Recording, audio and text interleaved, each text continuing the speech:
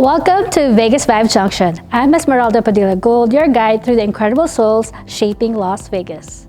With immense gratitude, we warmly dedicate this enchanting season of Vegas Vibe Junction to our cherished sponsors, Mr. and Mrs. Francis and Carolyn Ching of Hawaii. Their heartfelt support, along with the wonderful collaboration with All Access Productions and Havana Express, adds a special touch to our journey. Big thanks to our viewers on VegasPlus.us, FilmTV.us, VegasLife.us, AmpoTheater.net, WCTV, and those on Roku, Amazon Fire TV, and VegasVibes.us, as well as locally on TV channel KGNG 26.8 Las Vegas. Your support means the world, so share the joy on Facebook, YouTube, and Instagram. Las Vegas is buzzing with lively music, stunning performances, and thrilling events. As we showcase the talented artists and dedicated workers, let's soak into the excitement. Join us for mega concerts and sports thrills. Feel the magic that makes Vegas the entertainment capital of the world.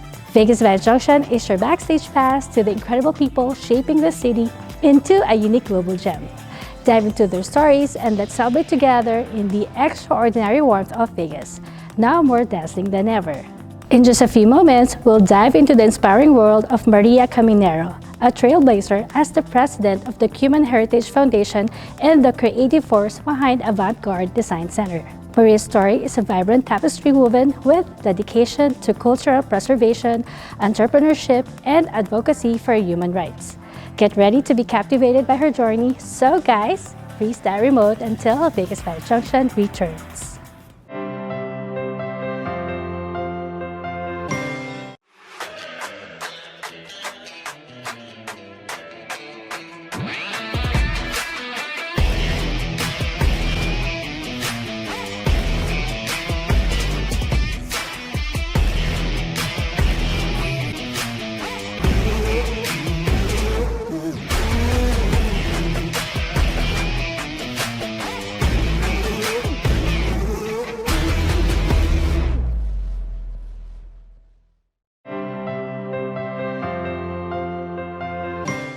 Welcome to Vegas Vibes Junction. Today we have a truly inspiring guest with us, Maria Caminero, the president and founder of the Cuban Heritage Foundation and the visionary behind Avant Garde Design Center.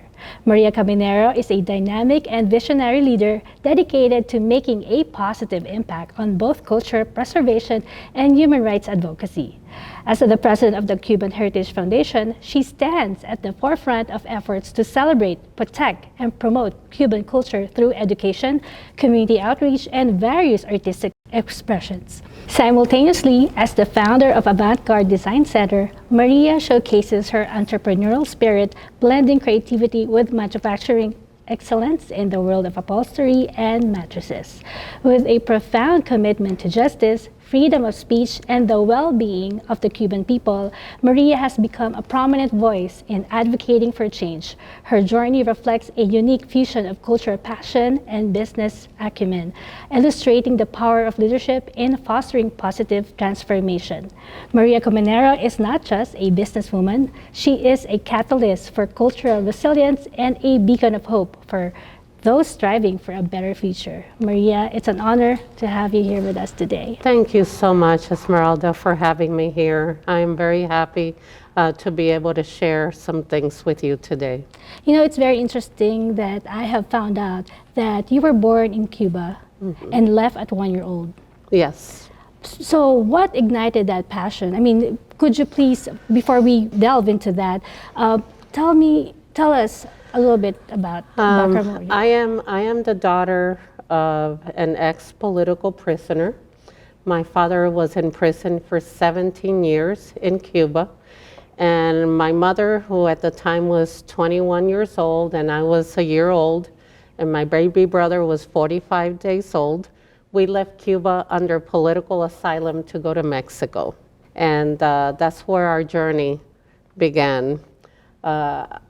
We came to the United States when I was 5. Our very first stop was in New York City, where we lived for approximately a year or so. And then in 1970, we moved to Miami, Florida, Cuban's paradise, and that's where I grew up. I was in Miami until 1986. During my time in Miami, that's where I went to school and that's where I went to college. And I also became very politically active with my mother in anything that had to do with human rights, not just for the Cuban people, but in any instance that we felt that people around the world or people in our community were being abused in any shape, way, or form, we were there at the forefront trying to demand change. I think that's very admirable that even though you left at a very young age, I mean, you actually don't have any recollection of what Cuban was like because you left when you were a year old. But you have it in your heart to fight for freedom for your people back home. Yes, it's been a very, very long and tough journey for the Cuban people. January 1st of 2024 is going to be 65 years that the Castro dictatorship came in, and it's basically been downhill from there. Socialism, communism, it's not what people think that it is. It's not about equality for all. There's always going to be the elite that are going to want to stomp on the people below them, and Cuba was once a very prosperous country with a very, very phenomenal economy prior to the revolution in 1959. And the minute that Fidel Castro came in and he started expropriating property and freezing people's bank accounts and in essence putting those that were not in favor of the revolution on a plane so that they could leave the island, everything has been downhill from there. You've mentioned July 11, 2021 as a turning point in the history of Cuban Revolution. What does it mean for the people of Cuba? It means that for all of these years, the Cuban people basically just took whatever the dictatorship had to give them. But in 2021, the young people that basically see no hope for a good future for themselves got tired of the abuse. They got tired of the lack of freedoms. They got tired of not being able to express themselves. And that's when they took massively to the streets to demand their basic human rights, to demand a better life, and to demand freedom. So after that happened, the government has really had a stronghold over the people. If they see, 5 or 6 people gather in a group, immediately they want to break you up. They don't want to give the opportunity to the Cuban people to be able to express themselves massively like they did. No human rights at all? No. Wow, what a tough way to live Yes. your life. How does the Cuban Heritage Foundation contribute to sending messages of hope and strengthen the Cuban people amidst the challenges they face, and what impact do you hope to achieve? Our message to the Cuban people is one of instilling in them that fear is their biggest enemy. Fear paralyzes you.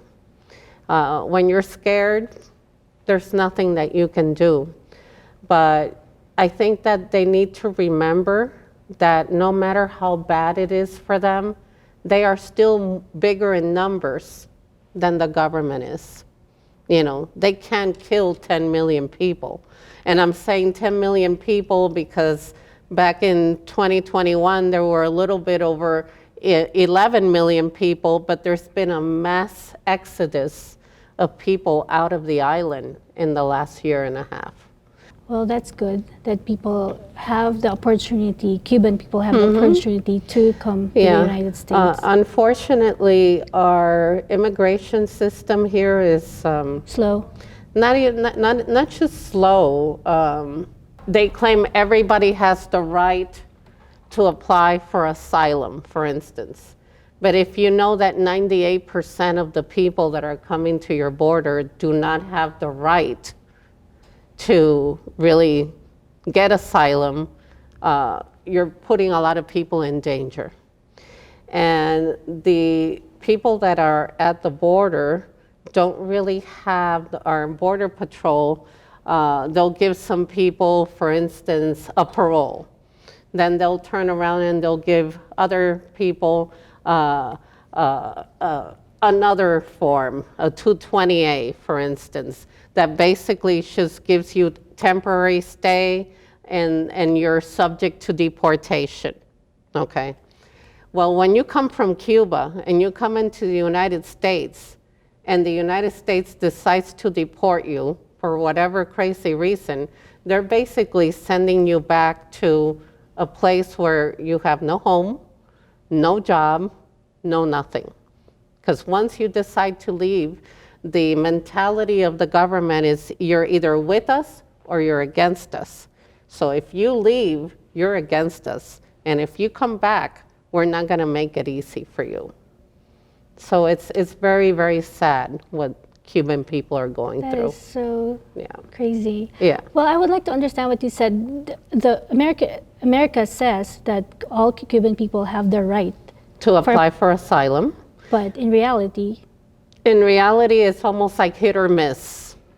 It just depends on who greets you at the border and how knowledgeable they are with regards to immigration as it pertains to the Cuban people, you know, but it's hit or miss. It's very crazy right now. I will say that the United States really needs a massive overhaul of their immigration system. Because a lot of people want to come here for a better life. They want to come here to work. There are more jobs in this country than people at the moment. And there are a lot of employers, like myself, for instance. What I do in upholstery requires very specific skills. And I go through a very hard time finding good employees and people that are skilled to do the job. So something's got to give. We really need immigration reform. That's another whole topic for us. Yes, it is. What are some specific human rights issues that the Cuban people are currently facing, and how does the foundation address these concerns through its podcast?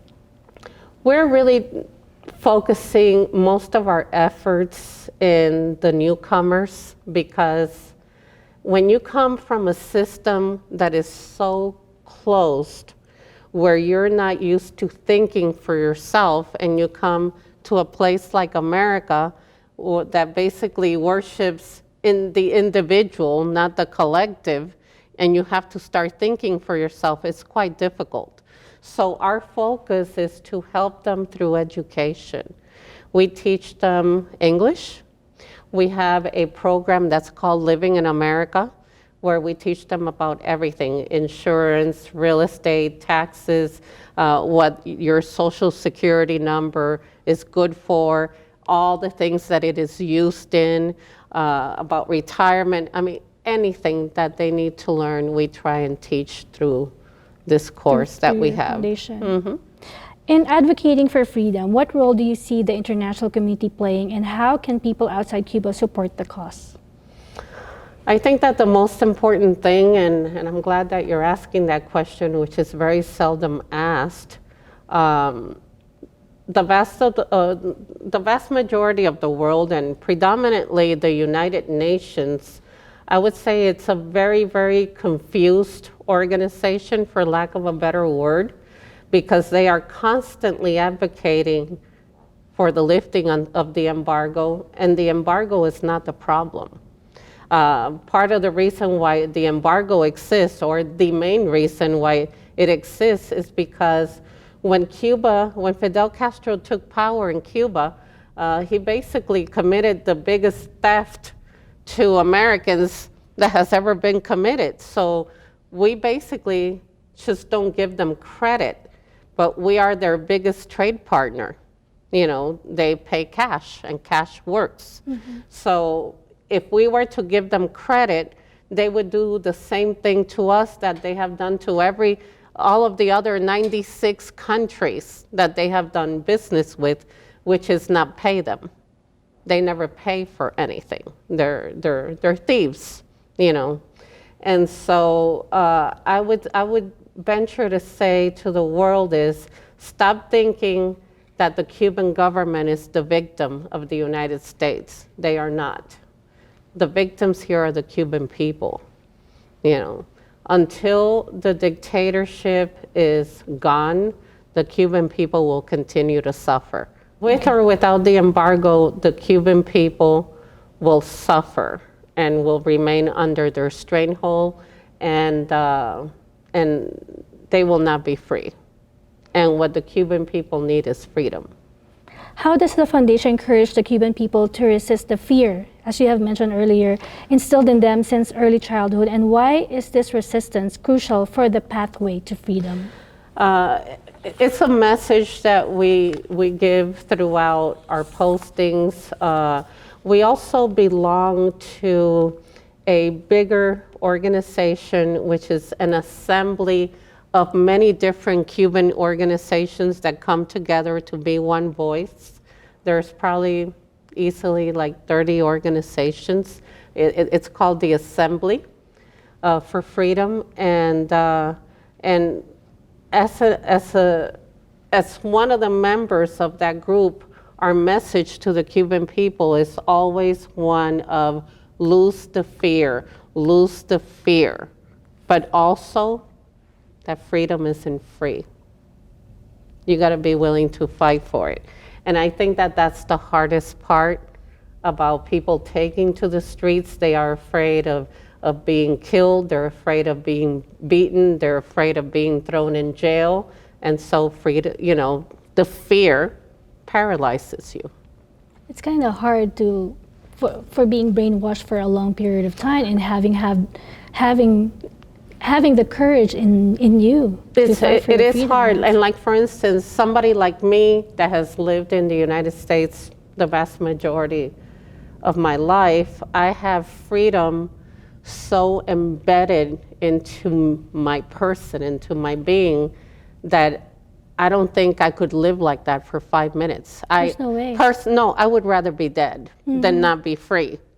To me, freedom is the most important thing that a human being can have. As an immigrant myself, you understand. I understand that, and I appreciate more why that having the opportunity to live here in the United States. Most people don't even realize that, how lucky we are that we have this freedom. Yeah, I will tell you, when I see people, especially today that we're having so many problems with the homeless and the fentanyl and all of these horrible situations, it kind of saddens me that people do not understand how valuable freedom is and how lucky we are to live here. Because when you're free, freedom pretty much affords you to live a life of dignity. You have an opportunity in this country to do whatever you want. So there's no reason to want to self-destroy. Exactly. When you live in a place like the United States. It's a good thing to make everyone realize. Exactly. If only we can make them realize. Yes. Can you tell us more about the Cuban Heritage Foundation's journey since its founding in 2013 and how it has evolved over the years? Basically, we do a lot of community events. We recently opened an art gallery. It's called Kaleidoscope. It's over at 2295 East Sahara. I hope that a lot of people can come and see this, because when you come and you witness this artwork, you will see a lot of what the Cuban people go through. It will be an eye-opener for many definitely. To appreciate your freedom and the culture that we have. Yes. What motivated you and Sixto M. Pedroso Barro to establish the foundation, and what impact do you hope it will have on preserving, promoting Cuban? Originally, it was mainly just to share our culture, the music, the arts, the food. And then just slowly it just started developing into more of a community focused and helping the refugees. But originally it was just to share the Cuban culture with the people of Las Vegas. You have another business. I'm excited to hear about that. I do. Please tell us about it. I own an upholstery shop. It's called Avant Garde Design Center. And there I do all kinds of upholstery, furniture, auto, commercial, residential. I also work with the hotels. And then I also manufacture mattresses. So it's a lot of fun. And you should come and visit me. Yes, definitely. Yes, I've you seen will some like of your it. designs, and I'm excited to visit your store. Absolutely. And you are, professionally, you are a designer. Yes, I am an interior designer by trade. That's what I went to school for. And I worked in the furniture industry the vast majority of my life for about 26 years. I wish we had more time, but Yes. what would you say to all our viewers when it comes to, freedom? Maybe link it with your foundation that you have right now and your business. My business, well, without the freedom that I have here, I wouldn't have a business. I saw the opportunity with all of my skills and everything that I had learned to take my knowledge to develop something. Part of what I like the best about being a business owner, believe it or not, is giving others the opportunity to work. I like knowing that I am part of other people's lives when it comes to their well-being. So I'm very grateful to be able to have those opportunities that I have here. Well, thank you for touching those people's lives and enriching their lives in your own little way. Yeah. Please invite everyone. Where can people find you and all the amazing things My that you do? business, Avant Garde Design Center, is at 6750 Boulder Highway. And my phone number is 702-813-1448. You can call me with regards to the foundation, with regards to upholstery or mattresses or anything that you might need. If you need if you have an organization and you need volunteers, you can also call me for that. I'm here for the people of Las Vegas. And what are your hopes and prayers for your Cuban people? Freedom. Freedom for 2024. I think we're almost there because there's only so much that people can put up with. And I think the Cuban people are pretty much at the end of their rope. Thank you so much, Ms. Maria. Thank you, Esmeralda, for having me. I appreciate it. I wish you good luck in all your current and future endeavors. Thank you so much. God bless. God bless. As we conclude this insightful conversation with Ms. Maria Caminero, the force behind the Cuban Heritage Foundation and Avant Garde Design Center, we want to express our gratitude for sharing her experiences and vision and the crucial work she's doing. Her dedication to advocating for human rights and preserving Cuban culture is truly inspiring. To all our listeners, viewers, thank you for tuning in to this special edition of VegasVibes Junction. Remember, change begins with awareness and understanding. Stay informed, stay engaged, and as Maria would say, let's continue on the pathway to freedom. Until next time.